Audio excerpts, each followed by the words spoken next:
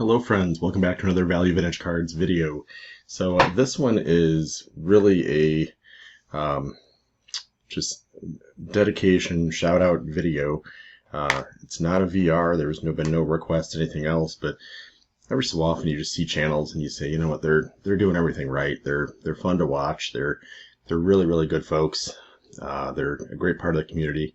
Their videos are exactly what I enjoy watching. So I just want to give a shout out to Mark and his Dodgers Cards channel. I will definitely tag it in the title and in the description. So if you're not subscribed, I'm asking please go check it out. I mean, his niche is clearly Dodgers. He has a few things outside the Dodgers, but his specific knowledge, I really enjoy channels where they either have just a breadth and a variety of interests and topics and are just, you know, a wealth of information. Those channels are amazing, but I also enjoy the ones that really take a deep dive and have, you know, an expertise on either, you know, a set or a issue, a place of origin, Venezuelan cards, or, you know, O-Pee-Chees, or, you know, Clemente cards, or, you know, in this case, Dodgers cards. So when you start looking at Dodgers pieces, a lot of times he'll show things. I'm like, I didn't know that existed. I'm more of a, you know, collect the ocean thing, and he's more of like, no, I know this exact section. I know exactly a lot about, you know, Dodger stuff, because he just deep dives. So one of the things he showed that I thought was really neat, and it's a player that's way underrepresented. It's funny when you look at Dodgers history and you look at who leads in different categories. For as historic and as many significant players as they've just had so many players that either weren't full career because of, you know, maybe trades, injuries, accidents. You know, you think Roy Campanella, you think Jackie Robinson, you know, players that were amazing but didn't get to have their full career. They don't have anybody with like 3,500 hits. I believe still their franchise leader in hits is Zach Wheat. And he showed this card, W522. I don't believe I had any from this set. You know, we kind of talk about like what does it mean to get one from every set, and that's a target for me, is to get one from every set. I don't think I had one from the W522s at all. If I'm wrong, I guess I have two, but it's a tough set. It's a really tough set. There's two Zach Wheats. One is a like more just portrait type shot, and there's this one. He's an outfielder. Why it looks like he's about to, you know, throw a pitch is beyond me, but to me that's kind of extra neat. And so looking at that, I mean, these they're hand cut. I mean, you get some that are graded 6s and 7s and whatever, but all that means is somebody cut it in the way PSA or SGC or whoever wanted to see it. For me, the image, yeah, and it's, good Lord, if you're going to complain about centering on a, you know, 1920 hand cut card, then I don't know. For me, that's not a component. We'll keep it to that. As long as the main image is good. And in the immeasurable, for some people, to the centering point, if that distracted you, then okay, then don't get it. I've seen some cards where I look at them like, it's too much. I wouldn't enjoy it. If I wouldn't enjoy it and appreciate it, don't do it. For me, that one's okay. So really excited. That was one that Mark showed, so I know he's got it. And this other piece was going to be hey, check this out, Mark. And then I'm such a dork, I ended up texting him yesterday and showing him this. So it's anticlimactic for him, but for everyone else, in the inspiration of, I said, do you have this? And he's like, no, I've seen those, you know, seem neat. I picked this up. There's several teams available. So what this is it is a golden stamp book. It's 1955. I don't know, I've been on like a stamp kick lately. So between the Centennials and the 49s and the 55s, I've just been picking up a whole bunch of different stamps. But you'll notice they show the same image as some of their stamps on here. So you've got, who is that? That's Duke Snider, Jackie Robinson, Roy Campanella, Carl Erskine. All right, that's okay. The back, they show a whole bunch of others. I've even seen people cut these out and sell that. But the whole book what's really crazy is this entire book sold for about the same as a mid-grade Koufax. So what's neat is Koufax, that would be his rookie stamp. It's 1955. So that part's cool. When I got it, I thought, neat piece, neat alternative, cool way to pick up some stuff that's, kind of done. I'm not trying to be like Mr. Stamp Channel or anything like that. So that's not really my ultimate life goal, is to have a million stamps, but I think they're neat. I like them. When I got it, I thought this would be a really good piece. I love this thing. Whew, smells like 1955. It is not reproduced, I promise. But it goes through, I'm going to show pretty much every page of this. I think it's that cool.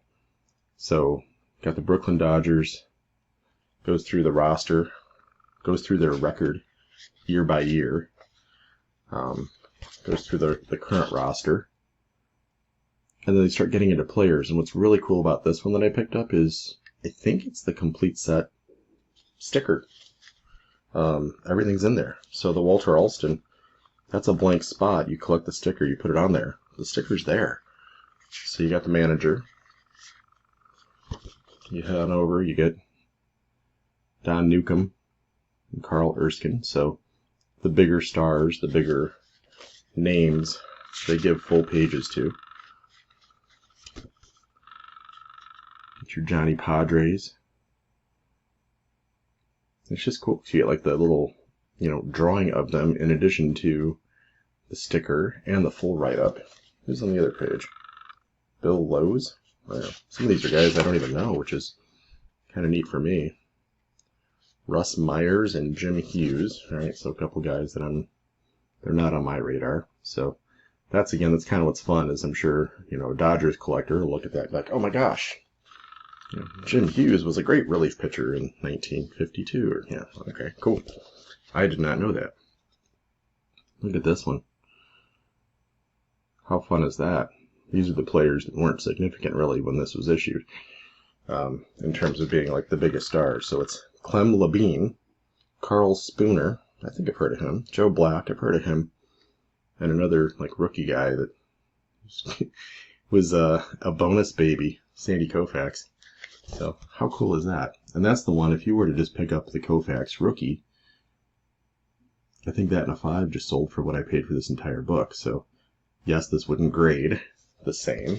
It's not nearly as, prestigious and easy to move, maybe. I don't know why this is so under the radar, though. I think this is awesome. So let's just call it a break even.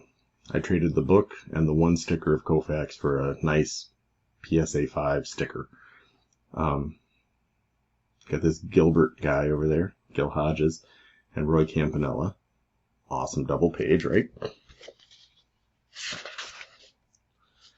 Over here we have James Gilliam. And another player that might be of interest to folks. Old Jack Robinson. Jackie. Cool little write-up, right? So, I just love this. I think this is so ridiculously cool.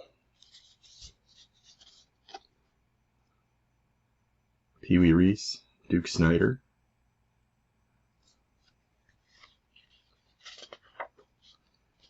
You got Carl Furillo, Homer Howell.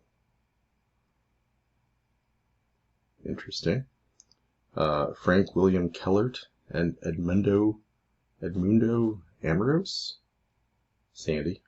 Which I believe Sandy Amoros, was he a coach?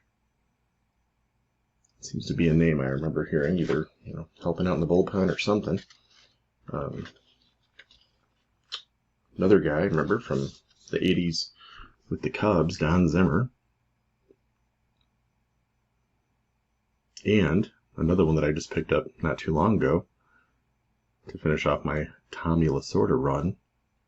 Tommy Lasorda second year sticker. 54 tops would be his rookie. And then you get Al Walker and Ed Roebuck on that as well. So I mean, look, this is insane, right? Look how many there are in here. Don Hoke, George Schuba, Joe Becker, Jake Pitler, and Billy Herman. All right, Billy Herman I know. He's a coach. So it is neat too. They don't even just stop at players. You get coaches, you get some different things. I really am just in awe of how cool this is.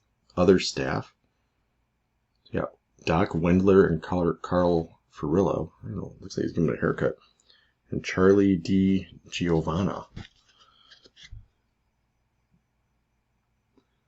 So a couple other fun ones, some fun drawings. And then the other page is front office.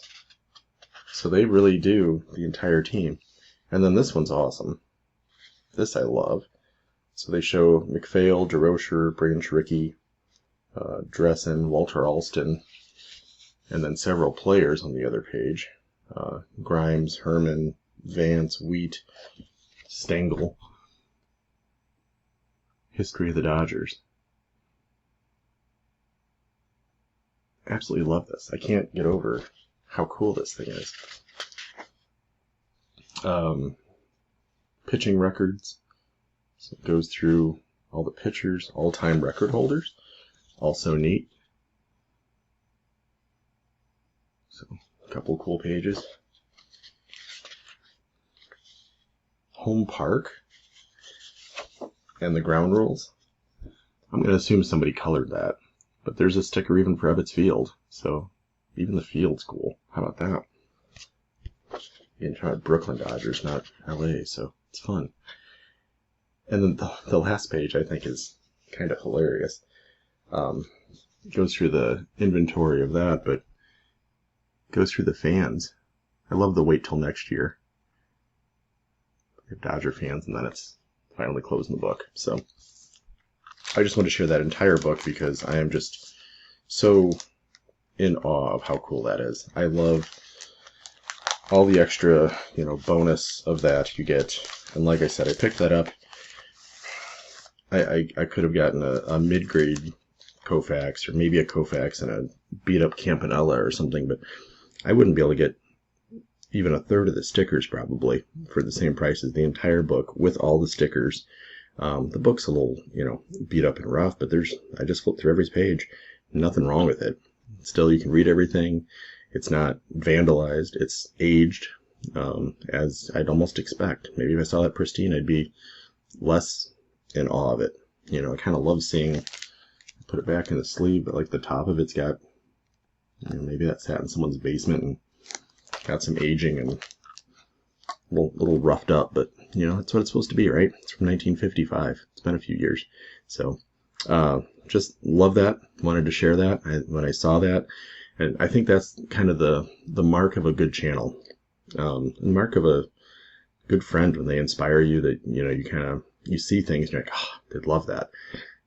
That's exactly when I pick up Venezuelan, I know who I'm thinking of. When I see a Dodgers item, I know who I'm thinking of. When I see a White Sox item, I know who I'm thinking of. And what's cool is when I say that, I bet some of the folks watching this are doing the exact same thing. They're like, I know whose channel I'd be thinking of right there. That's fun. So to me, really appreciating kind of just the community of things, the folks that are, contributing, and the folks that are, next level, friends and contributors and all the stuff. So if you've not subscribed to Mark's channel, I think he's right now 1 or 2 away from the next plateau, that next 100. Cool round number. Feels like a milestone every time you hit that next 50 or 100 or whatever point you're at. So huge shout out to him. Please head on over there if you're watching this and you think that was fun. Like I said, the Zach Wheat was inspired by him. So head on over there, subscribe to his channel. Even if you're not a Dodgers collector, if that fits anywhere in your scope, or you just think it's interesting, or you hate the Dodgers and you want to know everything about them so you can hate them more, that's fine. Head on over there, subscribe to his channel, and support what he's doing, because he's a really good dude, whether you like the Dodgers or not. So that's it. I'll catch up with y'all later. Have a good one. Take care.